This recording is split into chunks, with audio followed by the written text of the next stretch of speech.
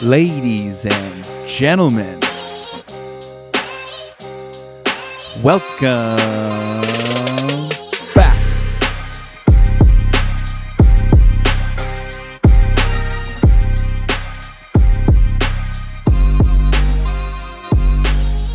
What's up, everybody? Welcome back to Turf Today, brought to you by Toro. My name is Adam Kershane, and as always, I'm joined by Brian Laurent. And everybody, today we have number 88 with a giant media personality in the golf world. Matt Ginella joins us from San Diego, California, and not only is he a journalist and a father, he is a fantastic storyteller. Brian and I were taken away and captivated this entire episode, this entire interview. Literally just put this on, sit back, relax, and let Matt take you away.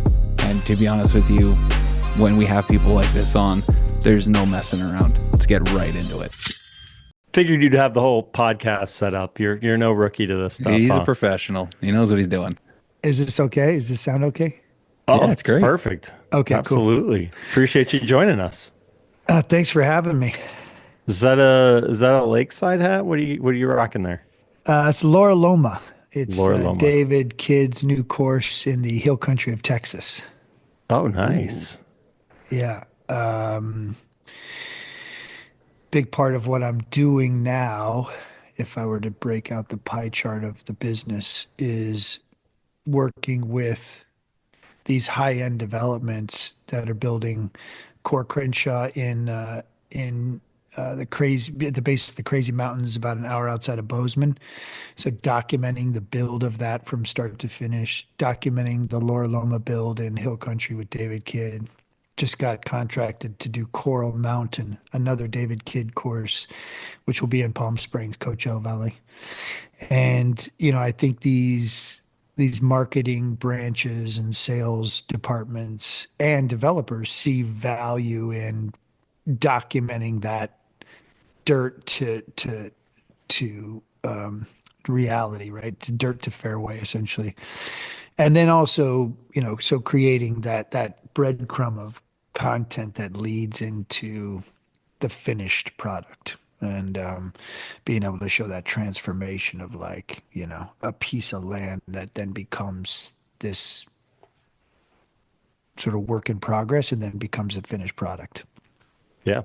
No, absolutely. There is showing those investors and the members and everyone what's going on at these facilities and showing it become a reality is definitely important. Definitely a great selling tool for people. So absolutely. That's awesome. Yeah.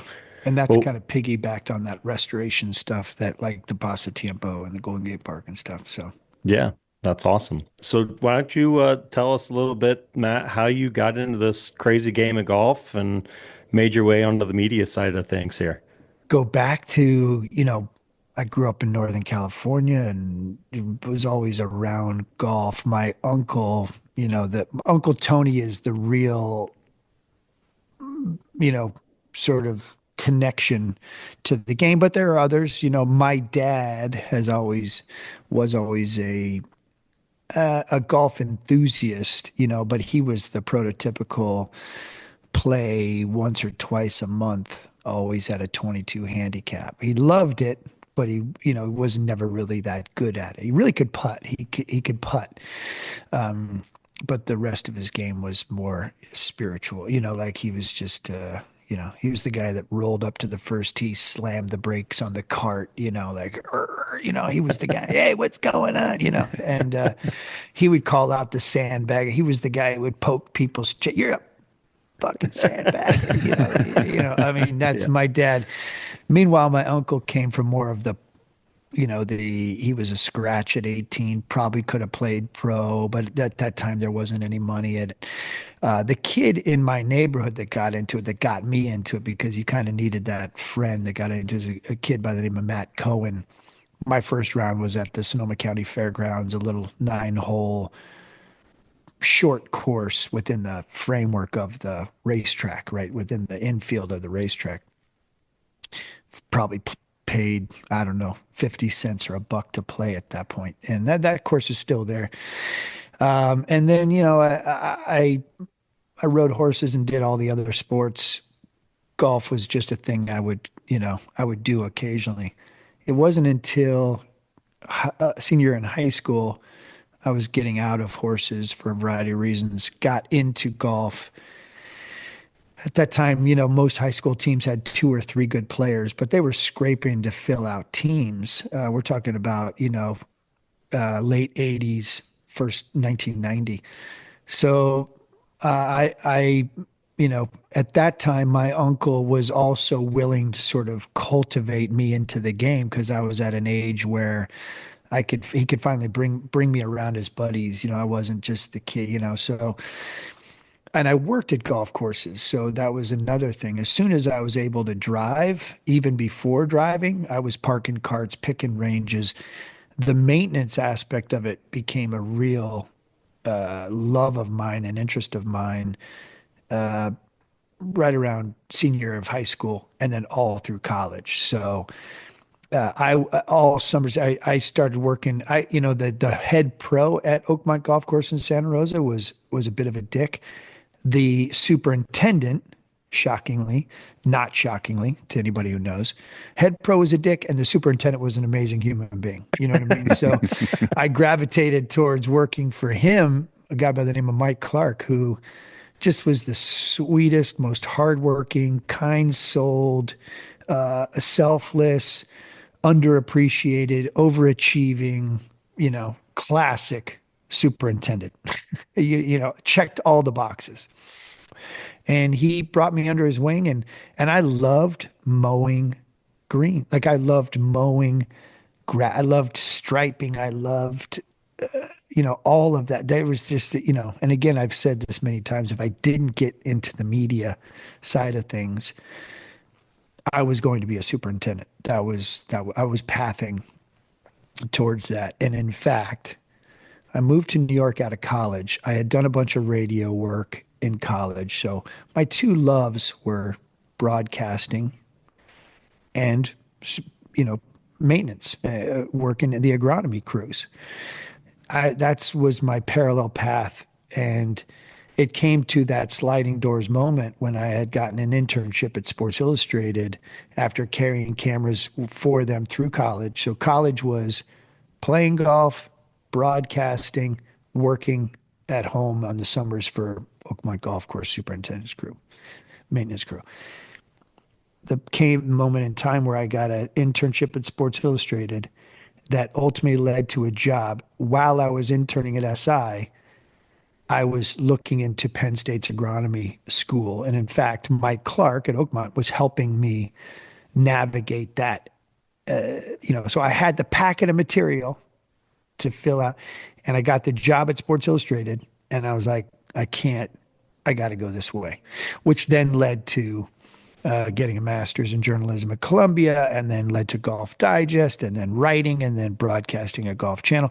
But never lost that love or soft spot and appreciation for the agronomists and the superintendents and the maintenance crews and all that goes into that. So Turf Today is brought to you by Toro. If good things come in threes, Toro is nailing it because they're focused on the three big areas that everybody is talking about: alternative power, autonomous technology, and smart digital tools. Toro has battery-powered mowers that can run all day long. Their GeoLink technology makes spraying so accurate, there's virtually no overlap. And their IntelliDash platform makes it easy to track course conditions in real time. Want to see what's next? Follow Toro on Instagram and on X, and know that Toro is always solving and always evolving. Well, Matt, I would just love to ask you about, first starting to work on the golf course, leaving the pro shop or the back shop and actually starting to work on the course. What were some of the things that kind of drew you to that, other than, an amazing human being as a superintendent, but some of the things about the job that sort of drew you in? I loved getting up early. I loved sunrise. Like I loved the idea that you could get out there, work early, get it done. We were done at 2:00, and then we could go play golf in the afternoon. I also saw that the superintendent didn't finish at 2:00. Mike Clark worked sunrise to sunset, and in most cases, well before sunrise. That idea of driving the machinery out of the shed with the headlights on, that if that doesn't move you, you're not, it's not for you, right? If that lineup, if that parade of machinery coming out of the maintenance shed with lights on before sunrise doesn't get you going, then don't do that job. You know what I mean? That got me going.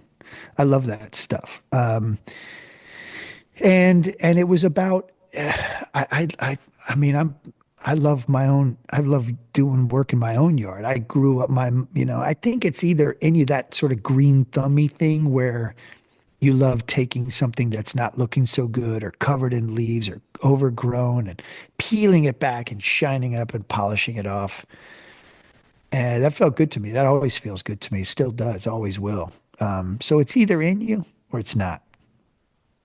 Do you think that that background and having some experience on the maintenance side when you were covering the game of golf, do you think that little bit of knowledge helped you be better at what you were doing from a broadcasting perspective to kind of tell the story of the golf courses and how they're handling a golf course?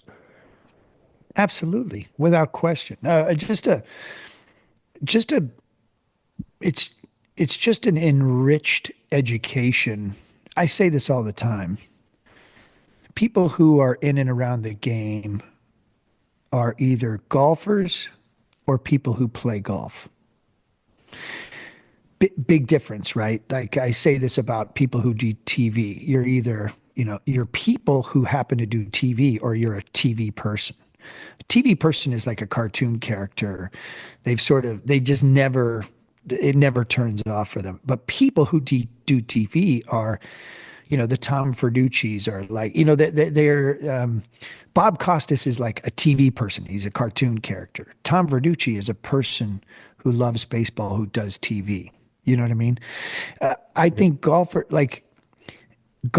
are people who were born in the game, that learned it as a kid, who worked in and around the game as a kid, and just understand and appreciate layers and layers of the language, and the culture and the soul of the game. And then there are people who have just found the game late in life. They learned the swing when they were in their 40s. All good. I'm not disparaging. No, it's just a big difference. It's a fundamental difference. And to come to cover the game or follow the game or talk about the game or do stories about the game or features about the game, even if it wasn't about agronomists or superintendents or the conditioning of the golf course, it always factored because it's at the base of everything. The presentation of the golf course, whether that's me doing travel or assessing the experience, how that venue is presented is massive aspect of the experience itself. And the idea that you don't even mostly see the people who do all that. Yeah, yeah, in the shadows. It's behind the curtain. When the Yeah, curtain opened at the Johnny Carson show or the Tonight Show or all those people who are working their asses off to present that show. That's what the maintenance crew is.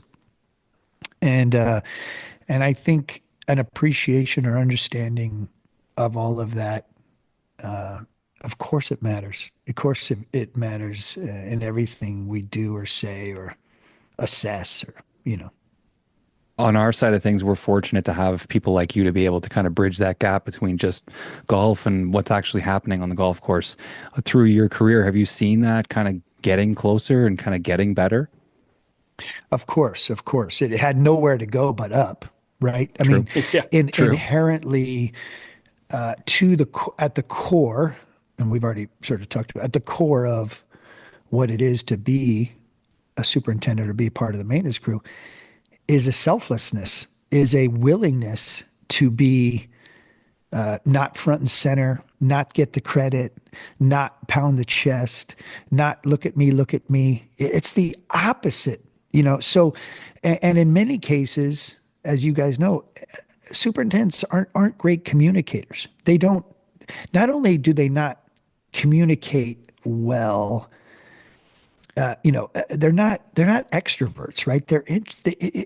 At the core of who you are. It's not to say that it's true in every case, obviously, but in most cases, superintendents are very willing to let the head pro or director of golf or the GM or whatever.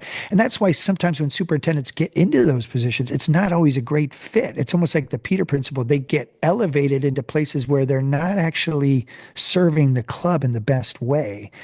They're agronomists. They should be focused on the agronomy and the presentation of the venue and let those talkers or marketers or sellers do that. You know what I mean? Because those skill sets don't always, translate into their other aspects of the business. But that being said, I think over time, I think there are a lot of superintendents, and through social media, have found a voice, found a platform to articulate that voice, and I think it's definitely, and I think there's, I hope, I would like to think that if I were to look back on my career and what I've used, what I've done with my platform is to try to shine a light on how or why they matter, why it matters, um, because because I think I was passionate about it then and always will be. You know what I mean? Like I just think that's you know I'm sure we're going to talk about it. But Pasatiempo, Justin Mandan, and Jim Urbina is going to get a lot of the credit, and Earth Sculpture is going to get a lot of credit for the work that was put into that incredible restoration of a top 100 golf course and an Alistair McKenzie course that people can still play. But Justin Mandan, none of that happens without Justin Mandan, who he's just not a guy who's going around beating his chest and saying, "Look at me, look at me." He's very comfortable and happy being this guy who gets up real early and stays real late and makes it happen. His communication with his membership, the board, the leadership of Pasatiempo was critical to getting that done. And he's going to get a lot of credit. Ultimately, I'm going to make sure of it, but I think a lot of people, so other people will too. But that's a classic case of a guy who is never going to get enough credit for all the things he's done to make sure that that place is not only as good as it is today, but it will be as good as it should be for the next 100 years. A couple things I want to touch on there. First, I want to go back to your statement. I agree 100%. I think a lot of superintendents get into that side of the business because they're not the extroverts. They're not out there pumping their own chests. They're not doing that stuff. But do you think there are several ways, or do you think there are other ways that superintendents can better promote themselves and tell stories? You mentioned Twitter, and I know you've probably developed a lot of relationships with superintendents via social media and stuff like that. But what are some of the things that these guys can do or should be doing in order to shine a light on the things that they are accomplishing in order to present these golf courses? Well, if it's not them, right? In many cases, they're so busy. The last thing they want to do is take their eye off the ball and start an Instagram handle and start posting every day, or it's probably not their interest or strength. Now, if it is, and they can find the time and make it work, hey, do it. Start a handle, post regularly, and even if it's only your membership or your clientele, your base clientele that's following, that's all. That's really what matters, right? But my suggestion would be there's probably somebody on your crew who has an interest in not only doing the work, on the course, so to speak, but also telling the story of the work that's being done in and around the course, best practices, communicating with the membership. So if and I think a lot of these young superintendents, as we know, there's a high demand for this, this aspect of the industry. So there are a lot of young first assistants or second assistants or superintendents, for that matter, they may have the bandwidth to do it. But I think in any case with this stuff, it's all about understanding who is your core clientele, who's your follower, and then how can you be consistent in delivering small chunks of quality content that is of interest to them, and just rinse and Yeah. repeat. And if they're not good at communicating face to face, maybe this is a way in which they are better at trying to get the word out and and properly, explain what's being done, why it's being done, why they need a little more of this, whether it's money or resources.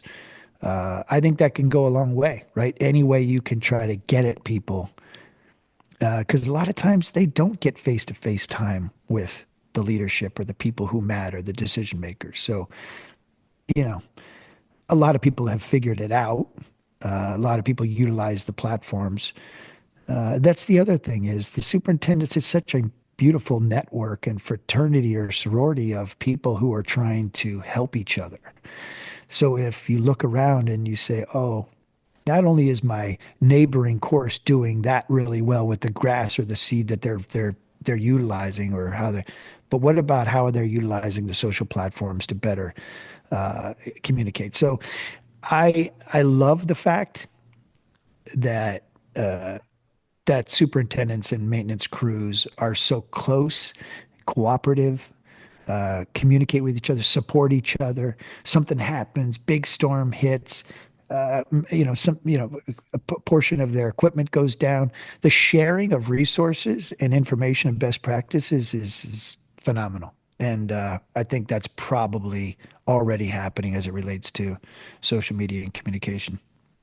Yeah, no, absolutely. I mean, it's the one thing every time I talk to young students or anything, make sure you're in control of your story. And that's it. You talked about knowing your audience and all that kind of stuff. Because if we're not telling our own story, or if superintendents aren't telling their own story, then it's whoever's behind the counter in the pro shop, or it's the members, sitting around grabbing a beer after they play around, that they're going to be gossiping and telling the story. So no, it's nice to have those platforms and those tools to be able to do it. But I wanted to also go back. You mentioned the Pasa Tiempo and project, and can't wait for people to see it. It's phenomenal. And I know you're doing a couple other projects. Are there some things, the more you're involved in these renovations and new builds and interacting with these directors of agronomy that are kind of spearheading some of these projects, are you learning new things on a regular basis the more you go out there and potentially seeing the game from a different lens, even though you do have some agronomy background as well? Absolutely. And that's kind of part of what I love also, right? I think at the core of who I am as part of being a journalist, but just you know, I'm curious, right? Like Yeah. I would imagine you guys probably have that curiosity too. Otherwise, you wouldn't be doing what you're doing, right? Just a Yeah. baseline curiosity about life. Yeah. So I have that, and to have been embedded in the 2+ year process of Pasa Tiempo, being immersed in that world, listening in, watching sod come in and get down, and that's bad sod. That this needs to get and watching those, what seed are you using, what hybrids of this grass are you using, why are you using that? The water, right? So sustainability and what grasses are being developed that need a little less water and how that impacts the bottom line and the budgets and things like runoff and sand splash. To watch Pasatiempo go down 16 inches off of what the greens were 2 years ago, and to reestablish that that baseline of what is now the putting surface, and to look at that archaeological dig over time and watch how what was being done in the early 1900s compared to what's being done now in 2025, and top dressing where it was being done and the decades it was being done and how that impacted where they were at, which is very little pinnable locations. If you think, I had never thought of sand splash and how over time a green side bunker with someone hitting out of a bunker over and over and over and over again, decades and decades, how that will flare up that you don't Yeah, think about yeah, it. And then right. they do the plugs, they do the coring down, and they show you, even just looking at the sprinkler heads and seeing how the land is moving up around the sprinkler heads, and you're like, of course that's happening, but you don't think about it. Right, right. For people to say, "Oh, I can't believe Pasatiempo's touching those Alistair McKenzie greens." Are you shitting me? Those haven't been Alistair McKenzie greens since 1945. I mean, it's not even close. Those have been done and dusted Yeah, forever. yeah. Oh, that's crazy. It is a fun education, and I appreciate people like Justin Mandan, sort of being patient and willing to sort of share. Josh Lewis is a guy I work with on Golden Gate Park. He's been Yeah, part of the positive. He's a turf guy, right? He's an yeah. agronomy guy. He helps me learn about, and then the architects themselves, the Jay Blasies and the David Kids and some of the people they work with. You learn about all of this stuff, and it's fascinating. I love it. When you talk about a change over time and some of the courses and stuff and seeing some of these renovations, talk about some of the tech that has come a long way and some of the changes you're seeing that guys are using out on the course. Yeah, I mean that the drones and the understanding of what needs water and what doesn't, being able to read the moistures of the greens and of any turf, being able to understand. I remember I did a whole water feature, and at that time, Poppy Hills was implementing the use of sort of more technology, being able to spot water different things. You think about what the way we used to do it, 25 years ago, 30 years ago. It was just like turn sprinklers on X amount of time, just, and then there'd be some, wet spot. Okay, just water that area a little less. But you're chasing it, right? Technology is now you're right on top of it. It's not reactionary. It's proactive, a sense of water and fertilizers and different grasses and different air. I mean, I and I know nothing about nothing, so I'm not going to try to pretend to tell you guys. But but my sense is it's revolutionary to the bottom line. And unfortunately, what clubs and courses do is they just keep pinching off the bottom line budget of the agronomy itself instead of trying to make it all so much better. They're just moving that over into other aspects of the game, and that's therein lies the rub. Like the good news is we found something that's going to save us a bunch of money. Okay, we're going to take that out of your budget and put it over into some other budget instead of saying, oh, we're going to give you more resources to even make things even look better. That's the good superintendent is the one who finds out that they've got things that are going to help the bottom line, but doesn't actually articulate it up to the leadership to say so they don't lose Find a way that to hide money. it. Yeah, find a way to hide it and move it over and figure out ways to utilize the presentation of the product so that they can stay appreciated and keep their jobs. Yeah. So you're big on storytelling, and I love storytelling as well. You're much more of a professional at it than I am, and Adam and I are. But I just want to know, like, what's so meaningful about storytelling for you? Well, everything I do, I it comes down to three things, inform, inspire, entertain. And informing means to try to help people, be smarter about the world they live in. So first and foremost, everything I put out, I want to try to make you smarter, inspire you to go and see or do it for yourself. Right. I think there's no greater education than travel, moving around the world we live in. So if I can inspire you to get up and go see it or do some more research on it, I've got countless numbers of DMs or messages over the years because you said this, I did this, and I just want to say thank you because now that changed that means something to me. That now we do it every year. Now we go there every year. Now we've seen, that to me is everything. Those messages that I've received that say that something to that effect is, I don't know, I can't put it's not money. I'm not getting paid. They're not, they're not sending me a check.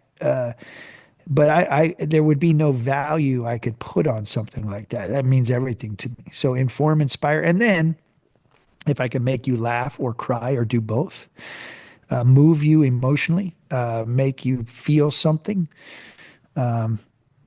Why do stand-up comics do what they do? Why do actors and actresses do what they do? Why do musicians do what they do? Why do entertainers? I don't know. Is it because of that front row and that react of the people? Is it the people who go and buy tickets to a movie? I don't know why those people do what they do. I just know that if someone again sends me a message that says, oh wow, that really impacted me, or they donated to something because it's a cause that I'm telling a story about, or I don't know, that matters to me too. So inform, inspire, entertain is at the core of why I love telling stories. I come from a family of storytellers. I would say it's in my DNA. My grandfather was in original Hollywood and part of movie making and story. My uncle Tony was a great storyteller. He could hold a room and captivate an audience and make people, laugh and that's I love that. A-Plus rewards are back. The Andersons A-Plus rewards program offers turf managers the best opportunity to save on our newest and most popular products this fall. Earn rewards on purchases of Contec DG, Voltec SG, Castaway DG, Carbon Coat, and more. Don't miss this opportunity. The average reward for last year's program, more than $250. For a complete list of qualifying products, visit andersonspro.com. Offer available to U.S. customers only. That's awesome. That's the mission for Superintendent Network is it's everything I will put out needs to be epic. Educate, promote, inspire, and connect. So I love you've got those three core elements that you try and do every time. So you're, along with the storytelling, you're a community guy too. Talk a little bit about what you're doing with Fire Pit, some of the bonfires, and just some of the things you're doing to kind of bring people together.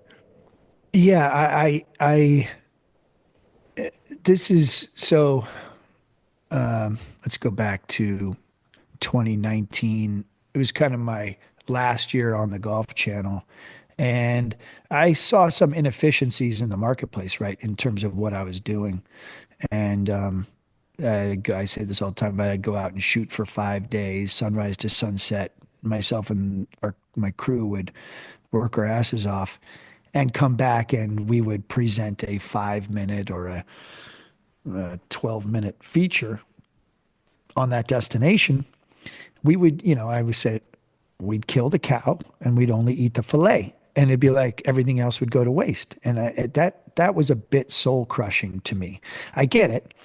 You got a broadcast, you're putting on a show, there's only so much room for so much content before they got to move on to the next. So it's not linear TV as it was and as it is. There's guardrails and restrictions, right? For me, I wanted this Pasatiempo thing that we're about to drop. It's like 30 minutes of content.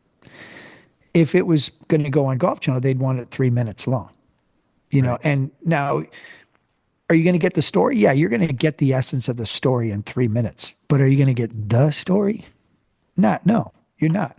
So I started my production company in February of 2020 with the idea that I was going to go out and strip away the guardrails, partner with distribution outlets, try to find ways that I could control my content a little more, the presentation of my content. It would be like a superintendent preparing 18 holes every day, but people only play 3 of those holes. How to what point would the superintendent eventually be like, "Ugh, why am I doing these other 15 holes when only people are playing those three?" I'm sure there's an aspect of Sawgrass where, 16, 17, 18 gets all the eyeballs. But the superintendent's got to be like, are we ever going to show the first 15 holes? There's some really good golf holes that, you know what I mean? Like, Yeah. so for me, I started the production company with the idea that I wanted to be able to present all 18 holes. And if someone wanted to play all 18, great. If somebody just wanted to play 16, 17, 18, then they can have that too. I wanted long, medium, short, read, watch, listen. Let me put it out every way possible. That was February of 2020. March of 2020, COVID hits. So I pivot out of this production company, which was originally called Dawn Patrol Productions. And I had, I'm travel and lifestyle and no one's moving around. All of a sudden I was like, shit, now what? At that time, I started partnering with people like Alan Shipnuck. I got just enough money invested to get it going, not enough to get it all the way, all the ways to see it through. I made a bunch of mistakes along that way, got too big too fast. We dropped the Phil book on Fire Pit Collective, which was the name of the media company, right out of the gates, and that went globally viral. Well, we didn't have a Phil book every 2 weeks. You know what I mean? We had good storytellers and good content creators, and we had a really good team of people. We just probably should have gotten there a little more incrementally. And but I think where I was in my life and my career, and people like where Alan was in his life and his career, we just put the pedal down, and we tried to make it, work, and it didn't. And so it took me a long time to peel that all apart, and probably put too much into it than I should have at the back end. But I felt like I owed it to the investors, and as of middle of last year, I really pivoted out of the media company and went back to the production company model. So Fire Pit Collective became Fire Pit Productions. And no more overhead, no more employees, only contracted partners with shooters and editors. And and I also realized that the only thing that was really drawing interest in making money was the vertical around documenting courses, builds, restorations. The travel and lifestyle has been coming back online as, 2 years of COVID, people weren't moving around. And then the 2 years after COVID, everybody was moving around. So there Yeah. wasn't any need to try to sell, beds and tea times because those were full. Yep. So it's only just now coming back around. And I think as it relates to Fire Pit Productions and what I'm doing now and how I'm doing it and creating events on the back end of those production models. So do the Paso Tiempo restoration, have an event at Paso Tiempo, bring in Jim Urbina, show the content, have people have a great experience, bring in some sponsors and partners, rinse and repeat on that. Hopefully have an event at Laura Loma, hopefully have an event at Gamble Sands, in July. So things that I'm doing with these destinations or these courses then leads into an event where I bring in the architect and superintendent and we have good conversation. And I've been hosting an Uncle Tony Invitational in honor of my uncle who got me really sort of deep into the game at Bandon Dunes for, upwards of like 15 years. These events that I'm having, we call it a bonfire. We're going to also announce a cool partnership here in the next week or two with a brand that I'm really excited about, and they're gonna partner on the presentation of these events. But they're going to be like big Uncle Tony Invitationals, teams of two, Awesome. best ball of the twosome. A little bit of competition, a lot of camaraderie, and that's where I'm at.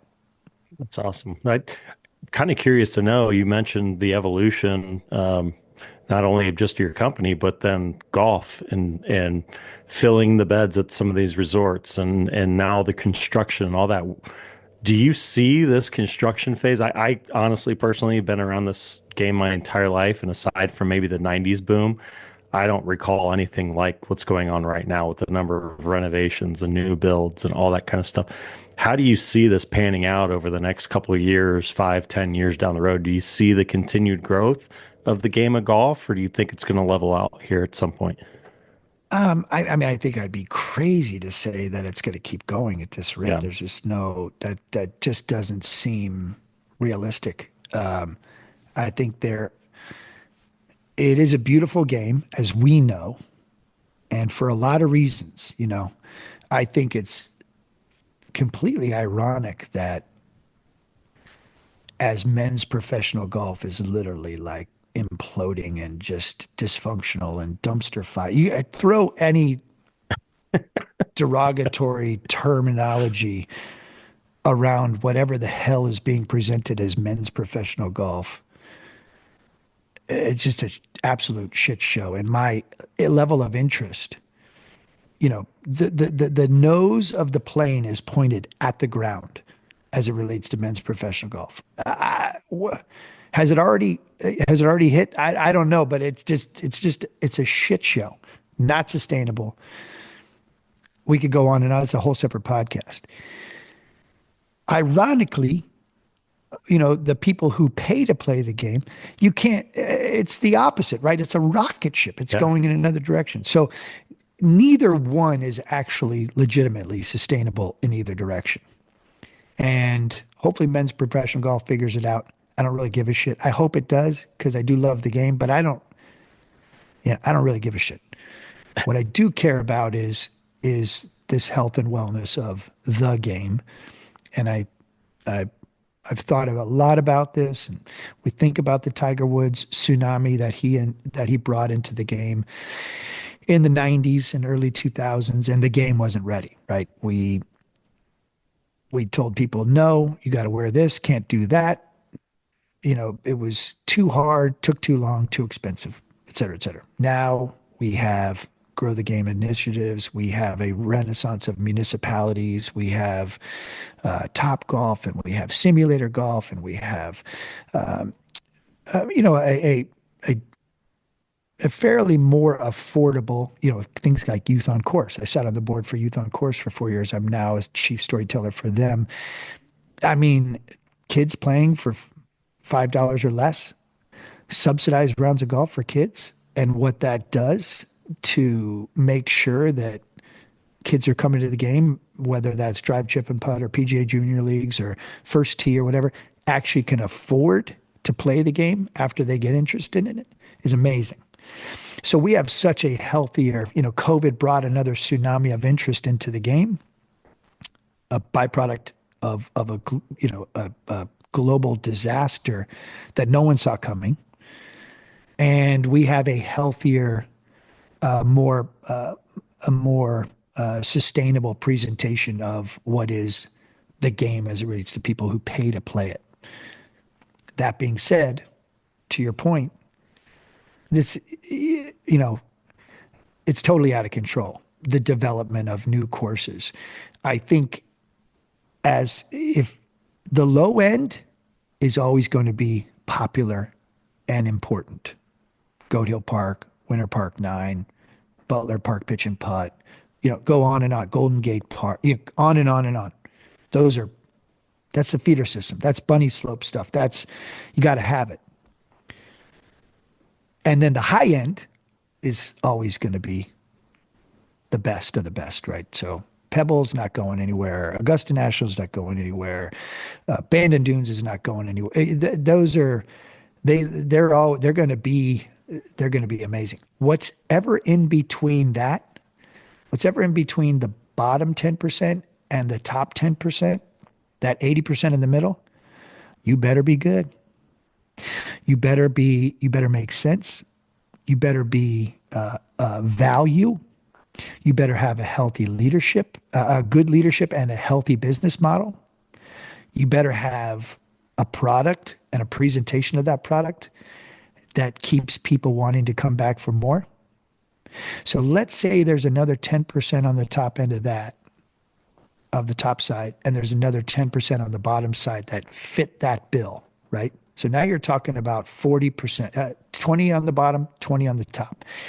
That middle 60%, I'd be worried.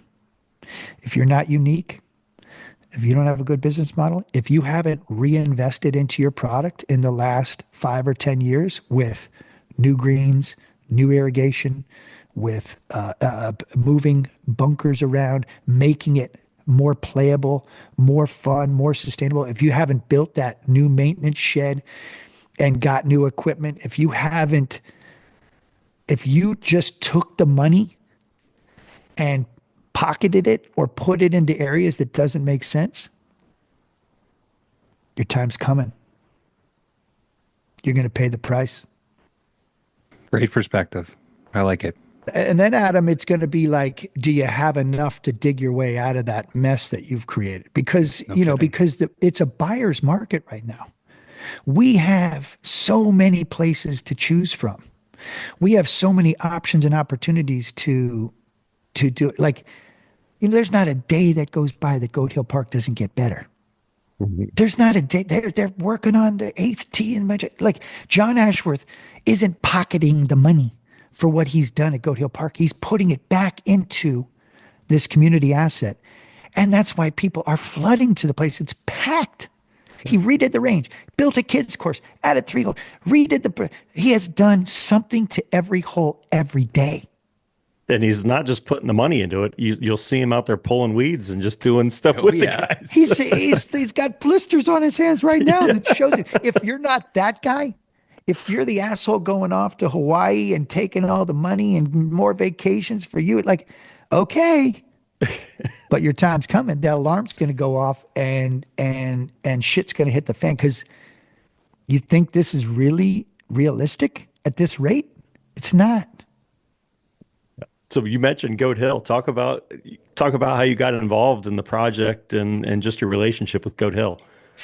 I have nothing to do with Goat Hill Park except for John Ashworth is like a brother to me. Okay. I've been covering he called me at one point, I don't know, it's almost 15 years ago now, and said, "Hey man, I'm doing a 100-hole hike on this golf course. It's in trouble.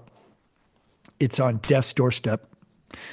They're talking about selling. City of Oceanside might sell it and churn it up and turn it into, I don't know, soccer fields or a stadium of some sort. I don't know. There was a big investor who saw an opportunity. The land was going to be sold by the City of Oceanside. But before they could do that in the bylaws of the city, they had to have a city council meeting, and it had to sort of not be wanting to be a golf course anymore. Like they were going to put it out to the people. Mm-hmm. And John lined up 60 to 80 people who showed up at that city council meeting, one after the other. They peppered the city council and the other investor who was present by saying, no, this needs to stay a golf course. And so the city gave them the keys to it and said, all right, you want it? Take it. We'll give you, I think he's got a 50-year lease or some 30-year lease, something insane. And, as he said, I came home and said, honey, I bought the zoo. Well, I as a Golf Channel guy and friend of John Ashworth, who grew up, idolizing the brand and then got to know the man behind the brand and idolized him as a human being. And I don't know how to explain him. There's an angelic kind of spiritual sense about him. He's not in it for him. He's in it for the greater good of the community. And I don't know, that's something pretty cool about that. Just take that, you know what I mean? 100%. Oh my You God. don't see that a whole lot.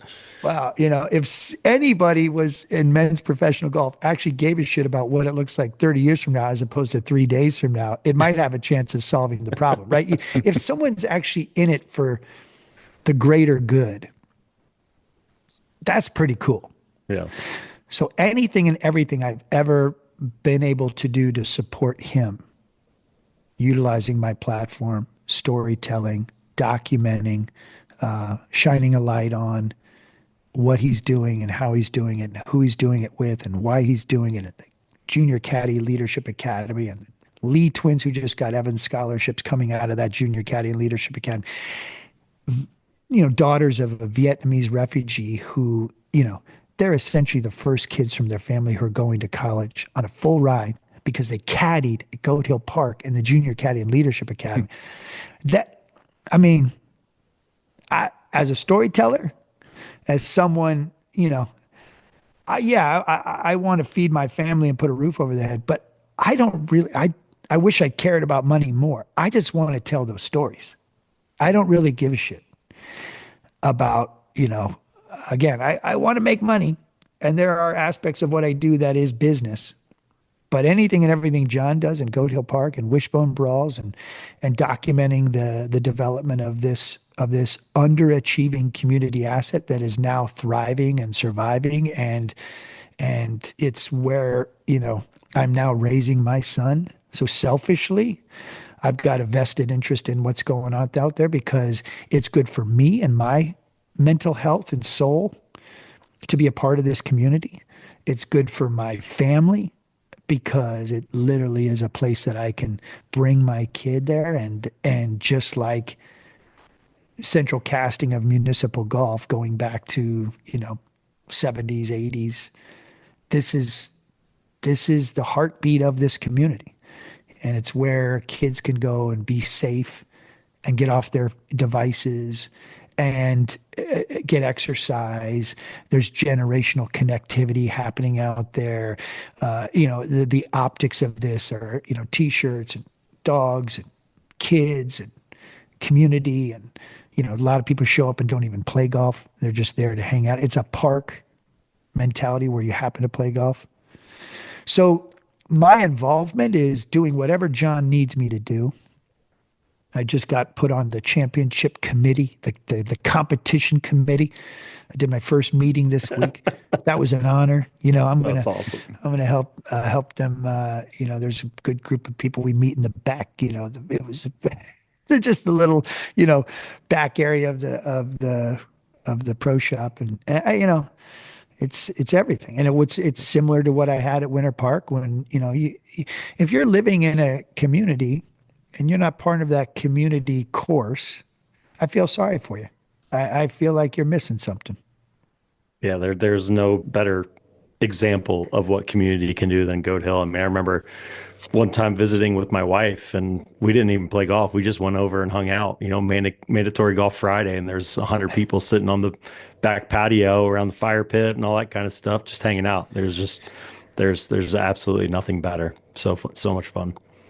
I'm so happy and lucky to call it home. And It's $35 golf course.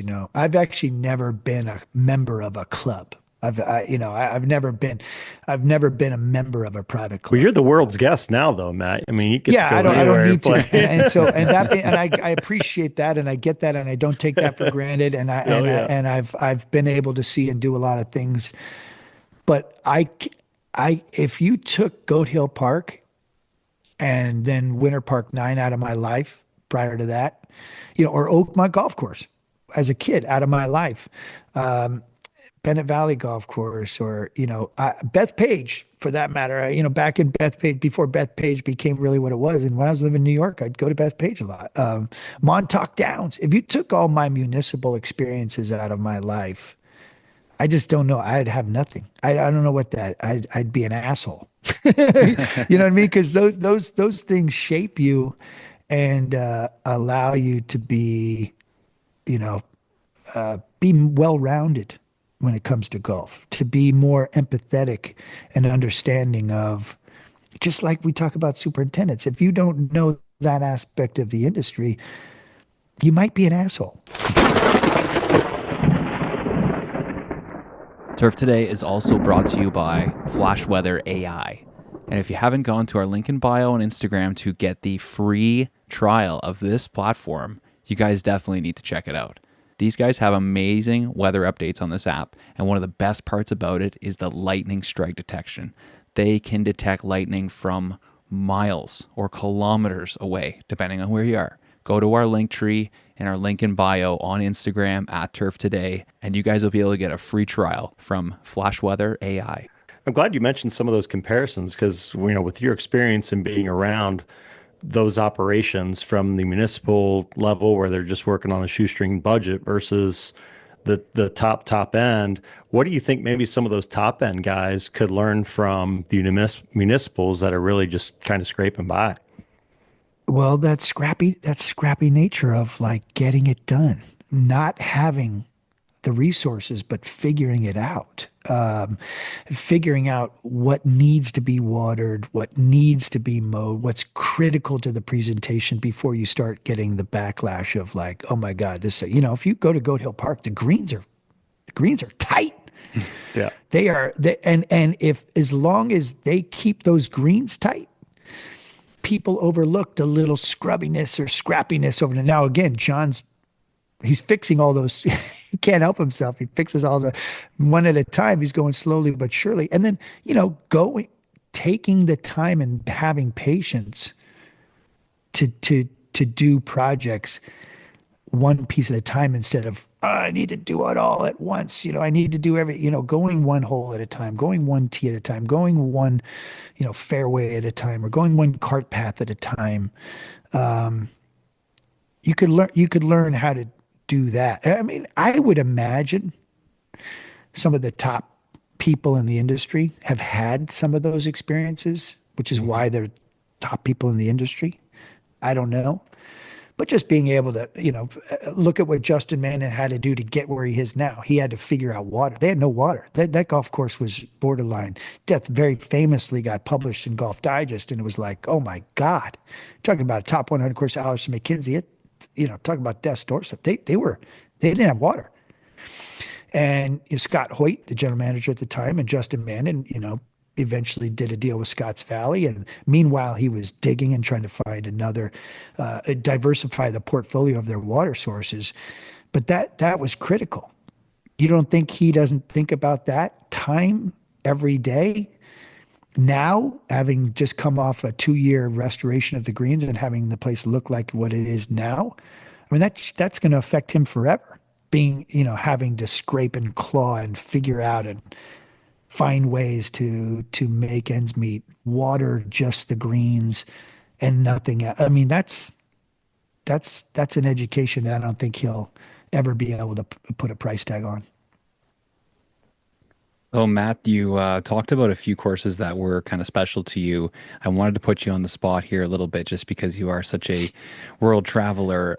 Two-part question: favorite country you visited, and second question is favorite golf property you have visited. Let me take the first one, which I'm going to go back to Ireland in May. There will be a day, God willing, and if everything comes together, in which I take a one-way trip to Ireland and don't come home. Not good, eh? Well, it just fits me. It fits me. I love Australia. I love New Zealand. There are aspects of Scotland, obviously, that matter to me. Certainly, St. Andrews, and the home of golf. Old Tom Morris is on my Mount Rushmore of like people who just matter to me, right? Because of what he did for the game that we play. Community, talk about, I call John Ashworth old John Morris.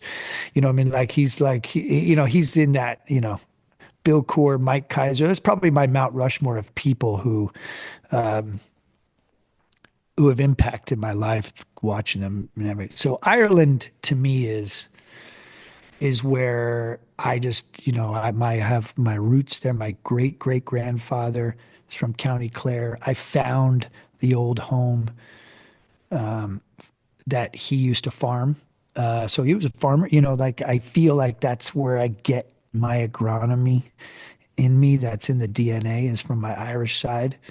Old Michael Boland actually farmed a piece of land, and I saw his old home. And that's probably about 300 yards from Trump Doonbeg. So Trump would technically be my neighbor. No way. So there's that. It's very funny. Anyway, um, and then, but I love the Irish. I love the culture. I love the crack. They call it. I love everything about Ireland and the Irish, and the Lahinches and the art glasses up in Northern Ireland, and Waterville is really matters to me. There's the Bandon Golf Club. Well, I'll see in May is actually the guy Lord Bennett who developed who he founded the town of Bandon in Oregon and called it Bandon after where he was from in Ireland. So the Bandon Golf Wow. Club exists. The town of I didn't Bandon know in that. Ireland exists, and that's how in the late 1800s, Lord Bennett came over and established the town of Bandon, which led to obviously Bandon Dunes, me naming my son Bandon. I've Yeah. brought my son at the age of 2 back to the Bandon Golf Club and traced those roots. And there's a whole nother story there that I Wow. haven't told yet, but That's that's cool. that's a cool story. So there's all that, right? That's the connection. Ireland matters. What was the second question? Golf course, favorite golf course you visited or something like that. I know it's Yeah, tough. It's kind of putting you on the spot, right? With what you no, do, but no. The secretariat to me of all of this is the old course, and that has a lot to do with Old Tom, that town, the history. Go there on a Sunday and just walk around. The course is closed. Talk about a park where they happen to play golf. You know, there's kids on bikes riding down the middle of the 18th fairway. There's dogs shitting all over where there's going to play golf the next day. I mean, it's a massive park. Old Tom believed in golf for all. He developed, you know, the championship aspect of the game. He was an agronomist. He was a club maker. He was an architect. So he was the four pillars of the game in one man. Lived to his 80s, outlived all of his kids. His great great granddaughter still lives in the flat overlooking the 18th green. She still works on a little patch of grass that is in the middle of the little garden area, where she has 100 varietals just in this little garden that's probably, I don't know, 5,000 square feet, 4,000 square feet, maybe less, probably Wow. no, less. I mean, it's tiny. She still goes over and gets some sand from the beach and top dresses this little plot of grass. And as the story's been told to me, and I'm sure you've heard it, but top dressing we get from old Tom Morris because some guy in a wheelbarrow dumped over some sand that they got off the beach. And, they realized that patch of grass where they dumped the sand, probably making a bunker or something, ended up growing better than the grass around it. So they're like, well, let's put this fucking sand all over the place. And that's how we have top dressing to this day is the minerals and stuff of putting the sand. You know what I mean? Like Yeah, so by a that big kept, whoopsie. yeah. by a big whoopsie. Yeah. But it's the old Tom going, hey, this is good. Let's do more of this. Yeah. And I think he's one of 9 superintendents that have ever roamed, that have managed that land. So the old course to me, going out, leaving that town, and then coming back and finding your way, and then just the general architecture of that golf course and how it used to go backwards and now they play forward, like, and the double greens and the drivable fours, and the Tom Weiskopf very famously went to the old course and fell in love with reachable par fours and had one on every one of his designs. I love Tom Weiskopf designs. Of all the Oh, yeah. players who have become architects, it's Tom Weiskopf and Ben Crenshaw, obviously in partnership with Bill Cord. I love those guys and their work. It doesn't always translate, right? Good players don't always build good golf courses, but I think that the impact of Old Tom and the old course puts it in a category that can't be touched, and that's why for me that's number one. Do you think if we had more of the mentality and the accessibility of some of our prime golf courses here in the States? I mean, probably a stupid question, but do you think that would help us grow the game if, like we do the European style or the British style, where these top clubs are accessible by the public? I mean, could you imagine someone having the ability to go play Augusta or Oakmont or whatever it may be? Do you think that would help us grow the game here in the States? Or is that even necessary? I It boggles my mind that more clubs don't supplement their business models with outside play. I know it happens. In some cases, it's happening without us knowing about it. There are a lot of clubs you can join in which you then get access to some of these clubs. Sure. It's shot, Pasatiempo is a great model, right? They have shareholders that are essentially the members, and then they have outside play. Pasatiempo's model is very similar to the European UK model of clubs. And Lahinch would be almost very similar, in a way. Pasatiempo. I know Lahinch, you have a membership, they had a bunch of members, but then you have X amount of outside play, water. All those clubs are something similar. I think the ship has kind of sailed here, like on that fantasy that's. I think in some cases we're talking about that middle 60%. So let's take that middle 60% and divide it in half, and say 30% of that is private. Of that 30% that are going to be stressed and pressurized to make moves, one of the things that happened before, and it will happen again, is the deprivatization of some of those failing business models to either go public or to have a hybrid model. That's going to happen by laws of economics. Sure. So I think there's no like definitive answer. Would it help if people had more access to Cypress Point? It doesn't matter. It's not going to happen. Yeah. It just more help have more access to Augusta National. It just doesn't matter. It's not going to happen.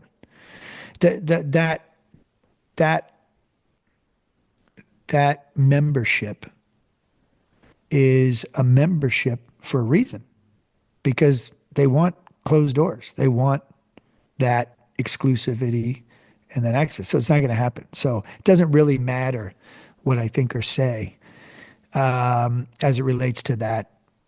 I thought you would have the pull, Matt. I thought you'd have the pull to be able to wave a magic wand and say, Yeah.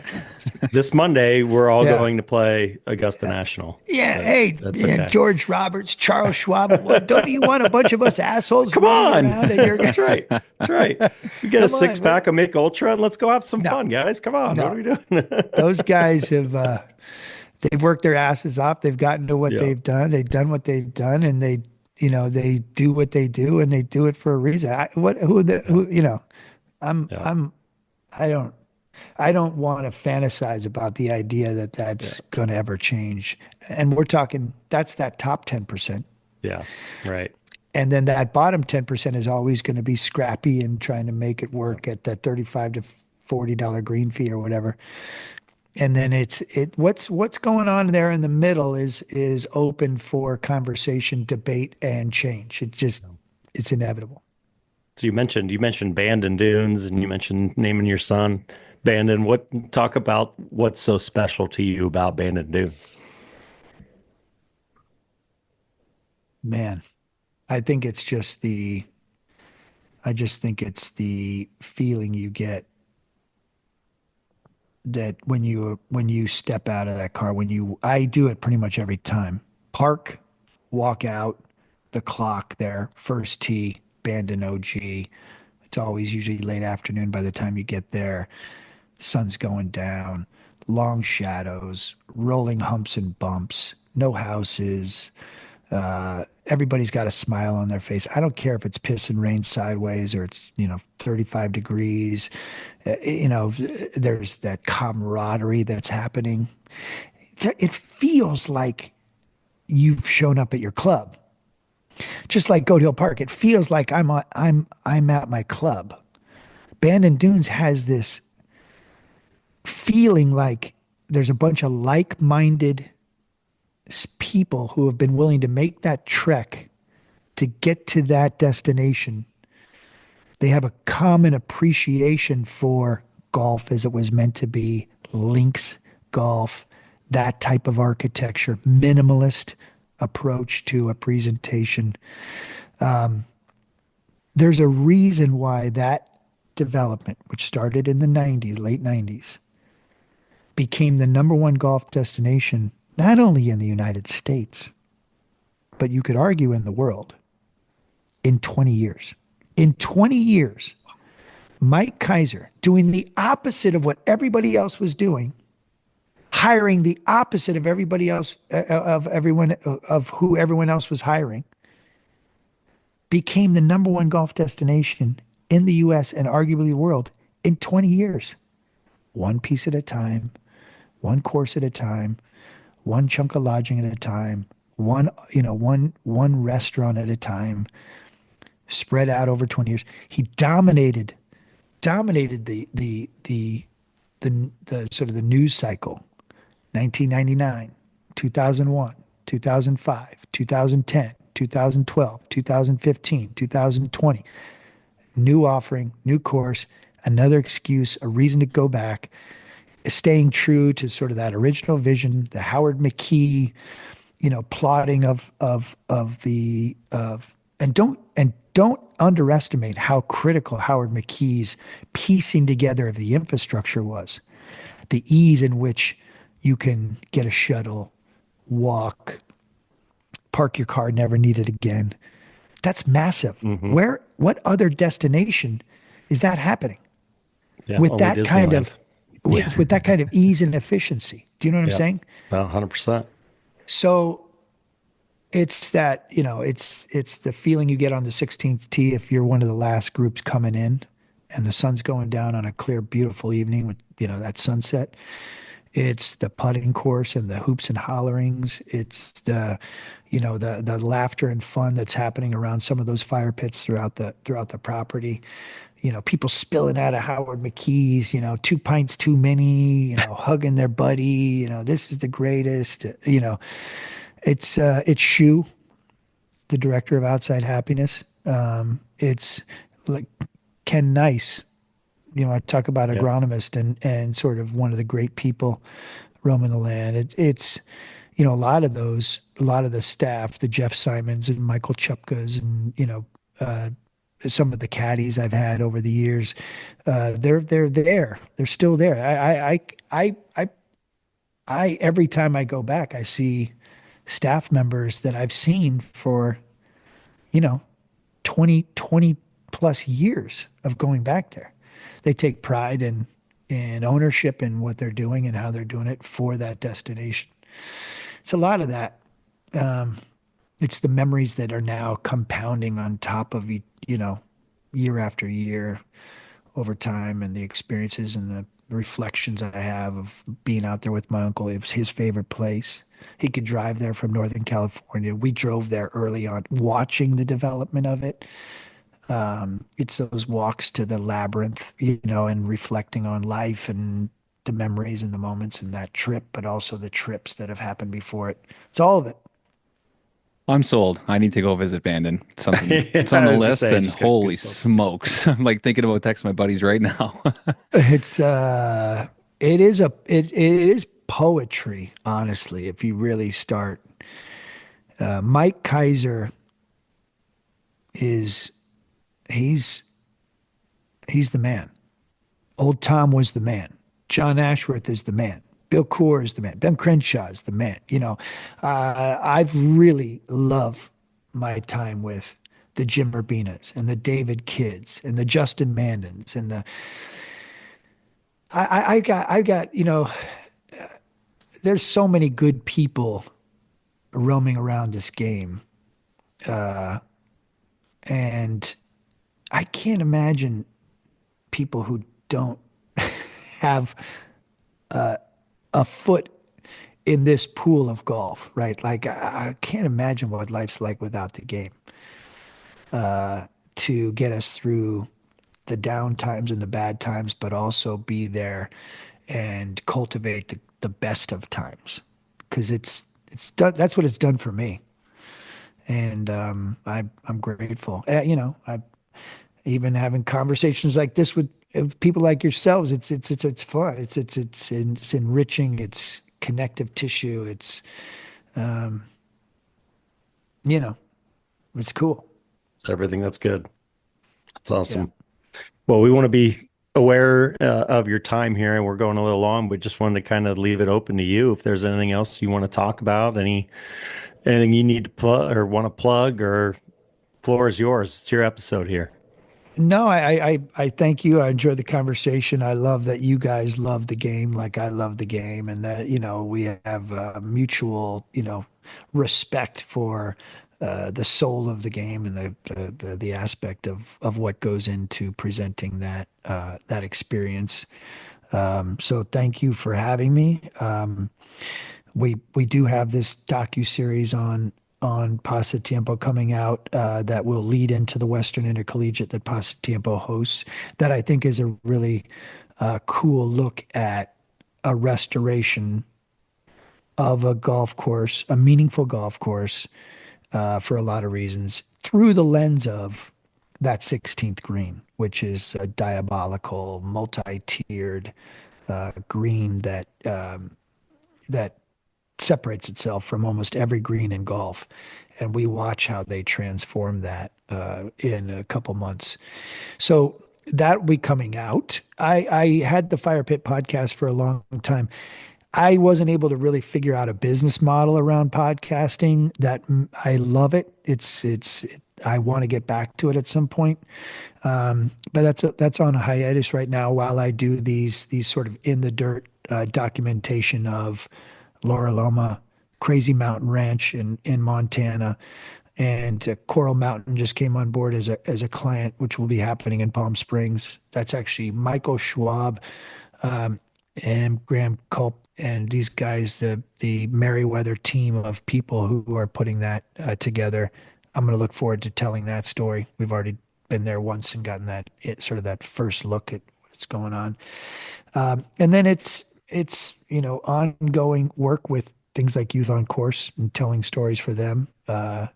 Tish Allen and Roger Steele are two of their ambassadors, and I love working with people like that who are in it for the greater good. Adam Hike is the 42-year-old CEO of Youth on Course. He started there as employee number one as an intern at the age of 21. So he has now given half of his life to trying to make sure golf is affordable for kids. That's amazing. I mean, how cool is that, right? I can't wait to do a feature on that. Bruce Baker and the Morton family and some of the other people who are sort of the visionaries behind this. I'm telling that story about how it all came about and why it came about and who's responsible. So this is the kind of stuff that I love to do. That's fantastic. All of that can be found at thefirepitproductions.com. We have a website, we have social media channels, but I'm less interested in sort of that day-to-day posting. I'm not a media company anymore. I am a production company. I am working with brands to help tell their stories. I am working with destination. I'm going to Ireland in May for Tourism Ireland and creating some stories around family golf travel. So I still working with Golf Channel. I was on telling a sustainability story about how WM is actually taking our trash and converting into renewable natural gas. I had no idea. That's another one of those holy shit moments. Like, wow, that's really cool. Our trash goes to landfill. They suck the gas out of that landfill and create renewable natural gas. Cool. It's crazy. Yeah. If you need a fourth for that Ireland trip or something, just hit me up. You got my number now. So my goal is to have a bonfire event in Ireland in 2026. So be looking for that. Be looking for that sign up. Yeah. Well, I got the email for the Gamble Sands one. That one looks pretty fun in July. So I'm going to see if I can work that into the schedule. Yeah, I'd love to have you, and I I'll give you the friends and family rate. So Yeah, perfect. Oh, there you go. I got you covered. But we're going to play multiple rounds on the original course, the Yeah. Gamble's Hands course. Scarecrow is the newest one that Nick Shannon and David Kidd built, and it's going to be epic. If you haven't been to Gamble's Sands, mind-boggling. By the way, No. Columbia River, it's uh, spectacular. They got a short course, which is fun. They got a putting course, which is epic, and we're going to have short course, putting course, 3 rounds on the big courses. We're going to have a really good gift bag. Lodging is awesome. Food is great. Setting is epic. It's very Bandon-esque in which you're not seeing houses. So that's happening in July. So again, signups for that are on the firepitproductions.com. Beautiful. Awesome. Yeah, we just had Hunter Cooper on, who was one of the superintendents out there. He kind of gave us the lowdown and talked about the fires out there and all sorts of fun stuff. But yeah. Cool. Yeah, but no. Yeah. Well, this has been awesome, Matt. We greatly appreciate your time and love catching up, and look forward to doing it again here soon. Yeah, thanks again, guys. And if you're ever in Southern California, you know where to find me, and let's go play some goat. Love it. Absolutely. Okay, guys. Thanks a lot for your time today, Matt. We really appreciate it. Thank you. Have a great weekend. All right, Okay, you you too. too. We'll see you, Matt. Take care. And now it's time for another installment of Ask the Agronomist, presented by the Andersons. From tee to green, goal to goal, and shoots to roots, nothing is off limits.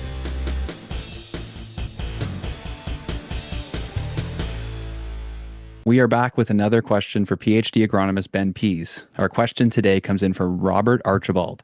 How do you use fertilizers differently in the shade? Good question. And I didn't even tell Adam this, but my whole master's thesis was on growing bent grass in the shade. There So you I know go. a little bit about growing grass in the shade. So growing grass or in the shade, fertilizing in the shade requires a little more planning and precision than our full sun fertilization programs. There's mowing changes. We sometimes consider using a plant growth regulator and thinking about overseeding and recovery of those areas as well. But often we're competing with trees for resources. So the trees are also grabbing water and nutrients. So we got potential water or nutrient stress and, of course, shade stress. So proper fertility is very important in the shade.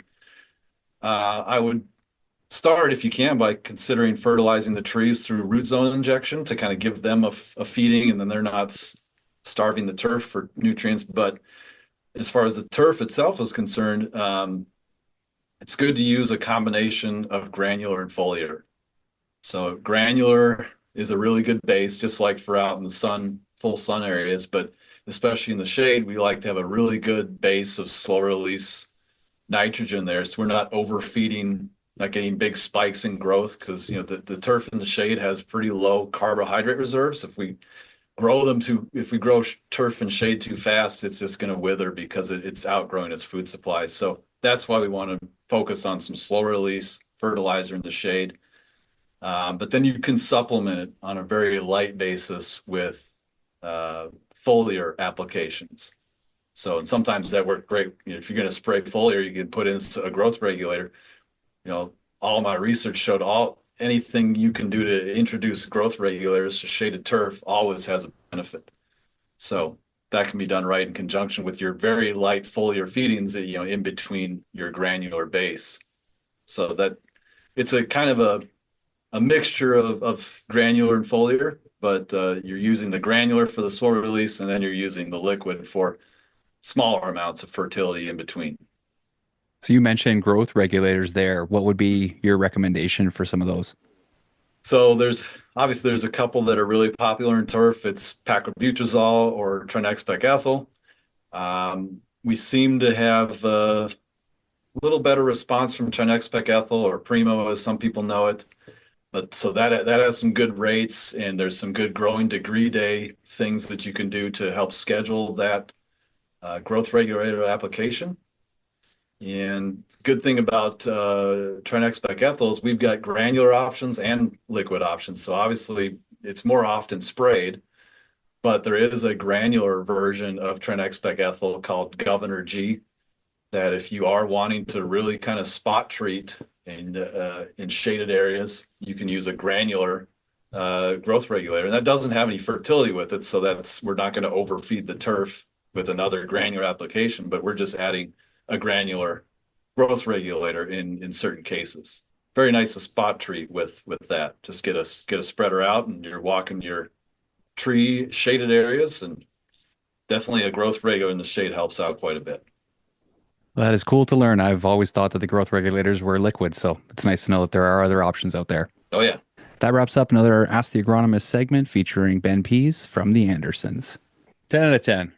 That was great. I can't believe how much agronomy we got in there too. Like I thought I it was know, going to yeah. be all about Sports Illustrated and Golf Channel and his yeah, travels and stuff like that. And he was like, no, we're doing superintendents today. Perfect. Yeah, no, he's got enough experience with them. So I had a couple questions that I had written down too. I didn't even get to them, but yeah, just the ability. He's been to a lot of different places. He's seen a lot of different things, and obviously very knowledgeable on the business side of it too. So just getting his perspective on what's going on with the game of golf was fantastic. Yeah. Very well spoken. Yeah, he's so polished. He's such a Oh, professional. yeah. Such a professional. But yeah, he sent me the Pasatiempo piece a couple weeks ago as he was talking about some distribution, and I watched it all. It's good. It's very interesting. Yeah, just the 16th green up at Pasatiempo. Just watching that video series, like it's unbelievable. It's got like 4 different tiers. It's freaking massive. Yeah, it's Sounds daunting. It's a green that if you built it today, guys would like, what on earth is this? Yeah. But, I'm not joining that course. So You see that green? Yeah. Yeah, it's nuts. It's really cool. Really cool. But no, that was so good. Yeah. A guy we could definitely have back on at some point. Oh my gosh. Yeah. I could have gone, again, like all of a sudden I looked up and it's like 3:10. I'm like, hey, so Yeah. sorry. All right, dude. Well, I'll get on this and just keep me posted on what you hear from those guys. Okay. Sounds good, buddy. All right. Good job today. All right, man. Be good. Yeah. Good job. Okay. See ya. Going. What an unbelievable episode. Thank you so much to Matt Ginella for stopping by, making that one possible. Huge shout out to all of our sponsors for everything that they do for us. You guys that listen to the show and move it around, we cannot thank you enough. Get ready for next week. We got a good one. It's Masters Week, some fun stuff. And we also have a massive giveaway that you guys have been asking about. So keep those real sharp and get ready for Augusta. Going to leave you guys with a little something special today. This is an older recording of Mike McNamee and Boston Levi doing an acoustic version of Thief. And this is one that has always touched me and a lot of people around us and our hockey team and everything that Mike's done for us. It's one of those things, if you have people in your life that are struggling, lend a hand, lend an ear, do what you can. Our lives are tough enough right now trying to deal with everything that we have on our own plate by ourselves. So reach out for help whenever you can and whenever you need it, and make sure you're there for the people around you. So here they are, Boston Levi with Thief. It's very special that you're here tonight. I do know one gentleman drove here from London, so...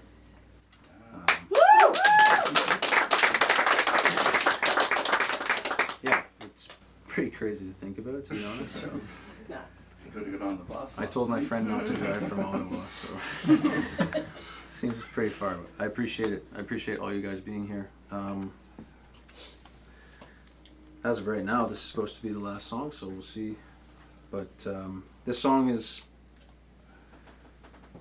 probably the one that means the most to me. Through my hockey journey, I had the ability to meet a lot of different people, just from teammates. Obviously, I'm on teams of 20 to 25 people, and you're kind of forced to become friends with them. And I met one gentleman who had been through the ringer just personally and what he was going through in life, and he was at the bottom of the barrel, and yeah, I don't know, he chose to talk to me, which was cool. And this song is kind of about him and just being at wit's end, and yeah, I'm thankful that he's still around, but this is just about going through hard times and making your way through it. The song is called Thief.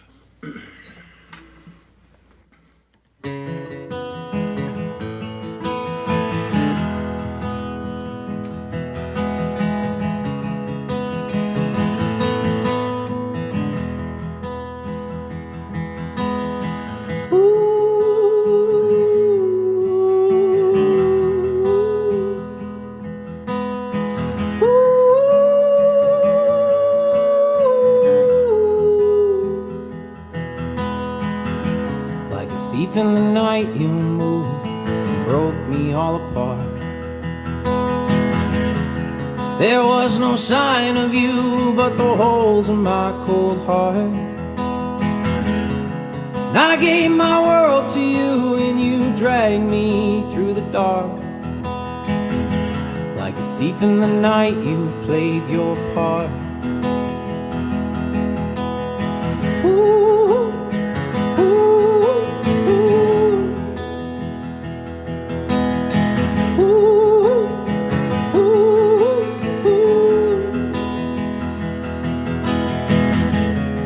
You were the drug, I was the strength behind your grip. I hated the buzz on your hallucinogenic trip. Set myself free and you'd sneak up from behind. I was the monster in my mind. Get out, let me go, 'cause I can't do this anymore.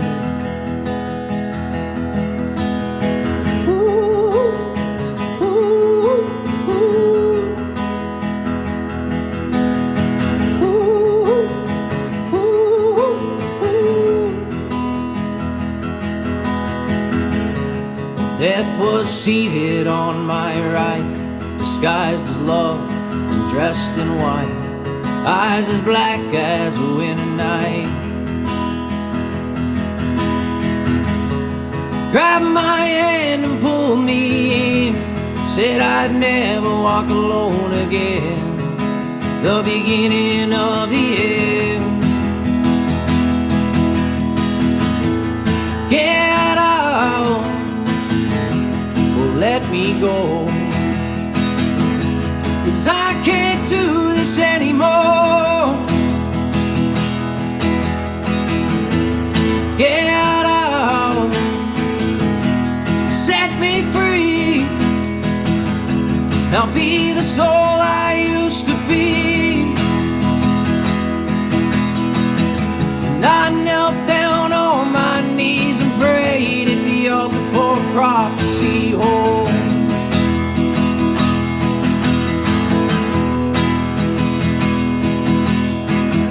and I screamed at the top of my lungs, I'd never put a hand on a loaded gun.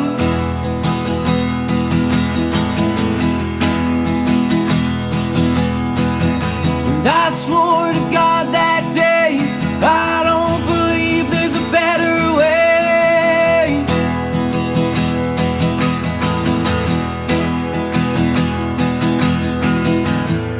Get out, well, let me go, 'cause I can't do this anymore.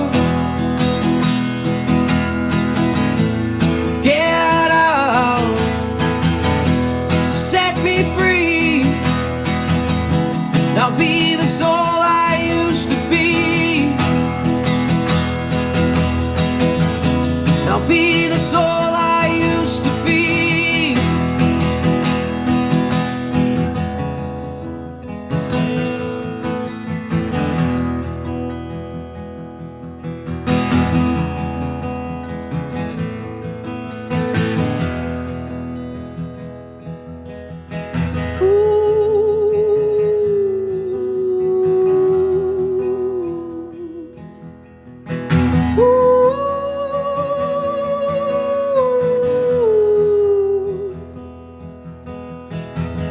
Like a thief in the night you moved and broke me all apart.